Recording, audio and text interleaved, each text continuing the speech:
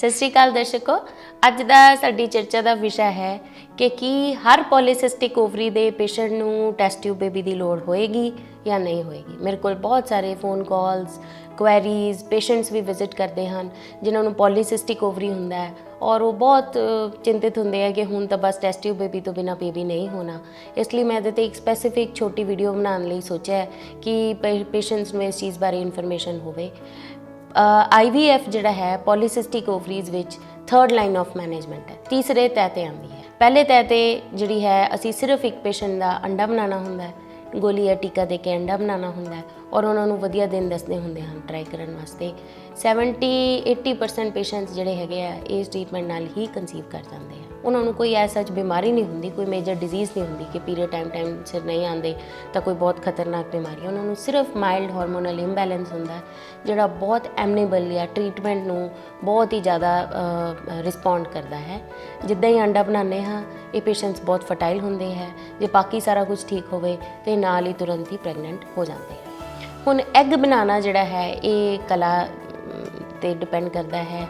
कुछ पेशेंट्स होंदे हन जिहड़े आंदे हन साडे कोल दूर दूर तो रैफर होके आंदे हन जिन्हां दे ओवरी विच एग होंदे हन पर उन डॉक्टर जिहड़ा उन्हां नूं बना नहीं पा रहा हुंदा, यानी कि गोली या टीका दे के उन्हां तो ये एग नहीं बन रहा हुंदा।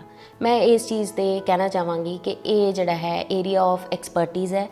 असी अंडे बनाने दे डॉक्टर हाँ, असी खास इसे चीज़ दे ही स्पैशलाइज्ड डॉक्टर्स हाँ। और रेजिस्टेंट तो रेजिस्टेंट पेशेंट जिहदी ओवरी विच बिल्कुल एग बनने की संभावना घट है, खास करके पॉलीसिस्टिक ओवरीज, उन्हां विच असी जिहड़ा है गोली टीके की मैनिपुलेशन नाल या अपनी परसिस्टेंस नाल या लंबे समय तक इलाज नाल इस प्रॉब्लम का समाधान लभ सकते हैं। पर असी 100% इस चीज़ विच कामयाब नहीं होंदे और असी अपने हर पेशेंट जिहड़ा भी पॉलीसिस्टिक ओवरी दा जिहदे कोई लोकल डॉक्टर जिहड़ा है वो उन्हां दे अंडे नहीं बना पा रहा तो साडे कोल रैफर होके आंदा है, उन्होंने असी दो गल्लां समझाने हाँ कि इहदे विच इंपेशेंस नहीं करनी। पेशेंट्स जिहड़े हैगे आ वो ये समझ नहीं पाते कि मैनूं इन्ने टीके लग रहे हैं, मैनूं बार बार टीके क्यों लग रहे हैं। वो ये समझ नहीं पाते कि ये जिहड़ा है डॉक्टर कोई शौक नाल टीके नहीं लगवा रहा, ये उन्हां दी जिहड़ी हैगी बॉडी की फिजियोलॉजी नूं ठीक करन लई लगवा रहा है। और किन्ने चिर तक सानूं काफ़ी काउंसलिंग करनी पैंदी है कि किन्ने चिर तक टीके लगणगे। ये जदों तक अंडा जिहड़ा है वो 18 मिलीमीटर का नहीं हो जाएगा उदों तक टीके लगणगे। दूसरी चीज़ है टीके तो असीं किन्नी भी हाई डोज दे दे सकते हैं, जिद्दां कि साडे कोल 75 तो लैके 450 तक डोज यूज़ कर सकते हैं। पर डोज जिहड़ी हैगी आ वो असीं जे बहुत ज़्यादा दे देवांगे तो ज़्यादा अंडे बन जाणगे और जे 4 तो ज़्यादा अंडे बन जाणगे तो सानूं साइकिल कैंसल करना पएगा। सो 10% केसिस विच साइकिल कैंसलेशन हो सकता है, जिन्हां विचों 5% पेशेंट इदां दे हुंदे जिन्हां दा पहले साइकिल च सानूं आइडिया लगता है कि इन्हां दी डोज रिक्वायरमेंट है पर असीं अंडा नहीं बना पाते। और दूसरे इदां दे पेशेंट्स हुंदे जिन्हां विच जरूरत तो ज़्यादा एग बन जाते हैं, या तो सानूं उन्हां नूं समझाना पैंदा है कि तुसीं इहनूं IVF विच कन्वर्ट कर लो, या फिर सानूं उन्हां नूं समझाना पैंदा है कि तुसीं ये साइकिल कैंसल करा लो।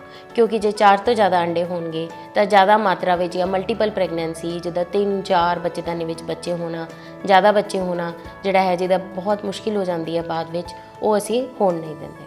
सो साडा जिहड़ा टारगेट हुंदा है वो हुंदा है कि 1 तो 2 अंडे बनाए जान और असी जिहड़ा है अपने टीकिਆਂ ਦੀ जिहड़ी हैगी है मैनिपुलेशन नाल टीके दे के ये 90% पेशेंट्स विच कामयाब हो जाते हैं।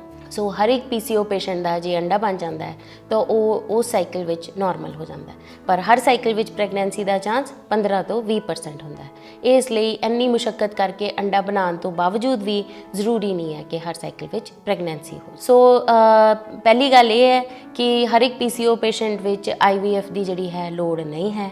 दूसरी गल ये है कि ये जिहड़ी हैगी है सिंपल ट्रीटमेंट नाल यूजुअली काम कर जाती है।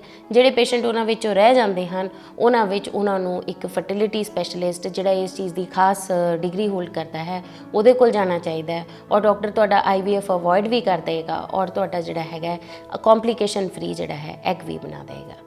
जे तुहानूं फिर भी इहदे बारे कोई भी डाउट्स हैं तो तुसीं कमेंट सैक्शन विच अपने क्वेश्चनस लिख सकते हो, तुहानूं अपनी प्रॉब्लम का जवाब मिल जाएगा।